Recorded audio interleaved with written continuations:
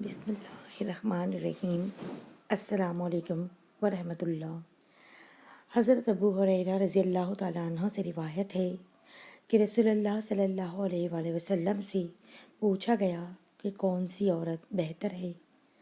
آپ نے فرمایا، وہ عورت کہ جب شوہر اسے دیکھے تو وہ اسے خوش کر دے، اور جب اسے کوئی حکم دے تو وہ اس کی اطاعت کرے، اور اپنے نفس اور مال میں اس کی مخالفت نہ کرے جسے وہ ناپسند کرتا ہو۔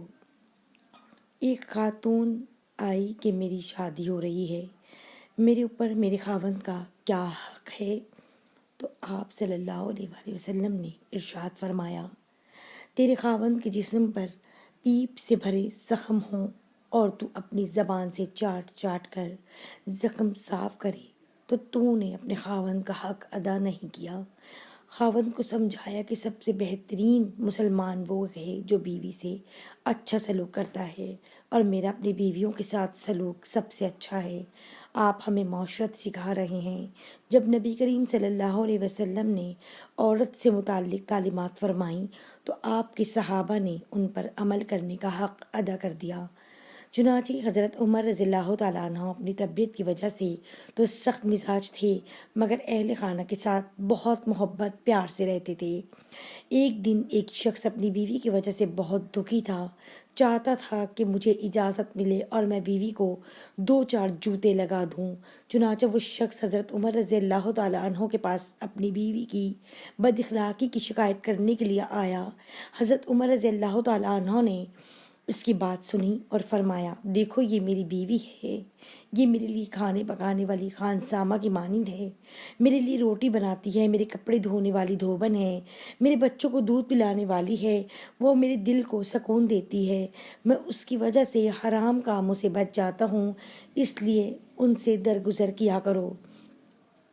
حضرت انس رضی اللہ تعالیٰ عنہ کہتے ہیں کہ رسول کریم صلی اللہ علیہ وسلم نے فرمایا، جس عورت نے اپنی پاکی کے دنوں میں پابندی کے ساتھ 5 وقت کی نماز پڑھی، رمضان کے ادا اور قضا روزے رکھے، اپنی شرمگاہ کی حفاظت کی اور اپنے خاوند کی فرما برداری کی، تو اس عورت کے لیے یہ بشارت ہے کہ وہ جس دروازے سے چاہے جنت میں داخل ہو جائے۔ مظاہر حق حضرت ابن عباس رضی اللہ تعالیٰ عنہ فرماتے ہیں کہ نبی کریم صلی اللہ علیہ وسلم نے فرمایا، مجھے دوزخ دکھائی گئی تو اس میں زیادہ تر عورتیں تھیں جو کفر کرتی ہیں۔ کہا گیا، یا رسول اللہ، کیا وہ اللہ کے ساتھ کفر کرتی ہیں؟ آپ صلی اللہ علیہ وسلم نے فرمایا کہ وہ خاوند کی ناشکری کرتی ہیں اور احسان کی ناشکری کرتی ہیں۔ اگر تم عمر بھر ان میں سے کسی کے ساتھ احسان کرتے رہو، پھر تمہاری طرف سے کبھی کوئی ان کے خیال میں ناگواری کی بات ہو جائے تو فوراً کہہ اٹھیں گی کہ میں نے کبھی بھی تجھ سے کوئی بھلائی نہیں دیکھی۔ مولانا طارق جمیل صاحب نے اپنے ایک بیان میں فرمایا، پہلا بنیادی رشتہ خاوند اور بیوی ہے، اور آخری رشتہ بھی خاوند اور بیوی ہے۔ آپ صلی اللہ علیہ وآلہ وسلم سے پوچھا گیا، یا رسول اللہ، آپ کو سب سے زیادہ کس سے پیار ہے؟ تو آپ صلی اللہ علیہ وآلہ وسلم نے فرمایا، عائشہ صدیقہ سے۔ پھر پوچھا گیا تو آپ صلی اللہ علیہ وسلم نے فرمایا کہ ابوہا، کہ مجھے عائشہ کے باپ سے زیادہ پیار ہے۔ اما عائشہ چھوٹی عمر کی تھیں، آپ صلی اللہ علیہ وسلم انہیں آٹا گوندھ کر دیتے تھے، جب ان کو آٹا گوندھنا آ گیا تو پھر چھوڑ دیا۔ ان کو سامنے بٹھا کر لقمے بنا کر کھلاتے تھے، پھر حضرت عائشہ کوئی گوشت کا ٹکڑا اٹھا کر 2-4 جگہ سے نوچ کر رکھ دیتی تھیں تو اللہ کے نبی صلی اللہ علیہ وآلہ وسلم اسی کو اٹھاتے اور حضرت عائشہ کو دکھاتے اور وہیں سے تناول فرماتے جہاں سے حضرت عائشہ نے تناول فرمایا ہوتا تھا۔ اور اسی طرح حضرت عائشہ ایک گلاس اٹھاتی اور اس میں سے پانی پیتی تو حضور صلی اللہ علیہ وآلہ وسلم وہی گلاس اٹھاتے اور وہیں سے پانی پیتے جہاں حضرت عائشہ کے ہونٹ لگے ہوتے۔ یہ سب میرے نبی کی معاشرت ہے، یہ میرے نبی کی زندگی ہے۔ گھر میں جھاڑو دیتے، اپنے کپڑے خود دھوتے، بکھری ہوئی چیزوں کو خود جمع کرتے، گھر والوں کے ساتھ مل کر برتن دھوتے، صفائی کرتے۔ یہ میرے نبی کی خوبصورت زندگی ہے۔ نبی کریم صلی اللہ علیہ وسلم سے پوچھا گیا کہ عورت پر سب سے پہلے کس کا حق ہے، تو آپ صلی اللہ علیہ وآلہ وسلم نے فرمایا اس کے خاوند کا۔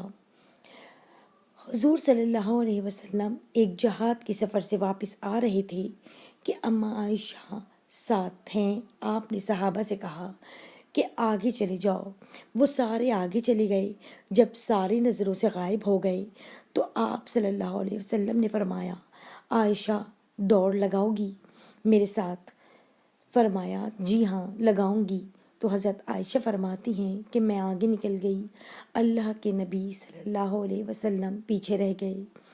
چاہے آپ جان بوجھ کر ہی دل جوئی کے لیے آہستہ ہوئے ہوں، کچھ سال گزر گئے، پھر جہاد کے سفر سے واپسی ہو رہی ہے تو پھر آپ صلی اللہ علیہ وآلہ وسلم نے صحابہ سے یہی کہا کہ آگے چلے جاؤ۔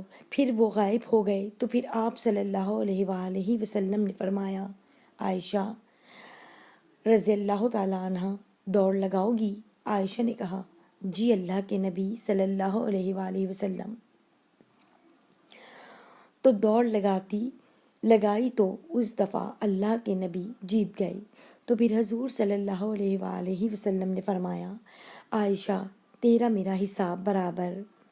حجت الوداع والے سال حضرت سعد بن ابی وقاص رضی اللہ تعالیٰ عنہ فرماتے ہیں کہ میں حجت الوداع والے سال بہت زیادہ بیمار ہو گیا تھا۔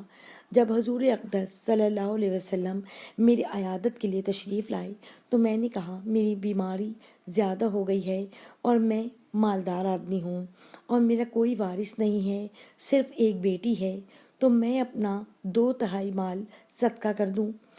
حضور صلی اللہ علیہ وآلہ وسلم نے فرمایا نہیں۔ میں نے کہا آدھا مال صدقہ کر دوں؟ حضور نے فرمایا نہیں۔ میں نے کہا 1/3 مال صدقہ کر دوں؟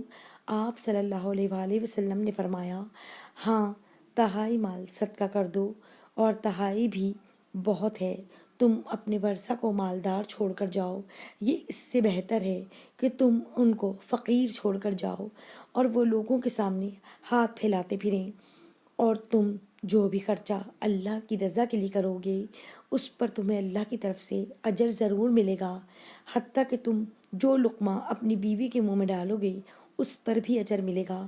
رسول کریم صلی اللہ علیہ وسلم نے فرمایا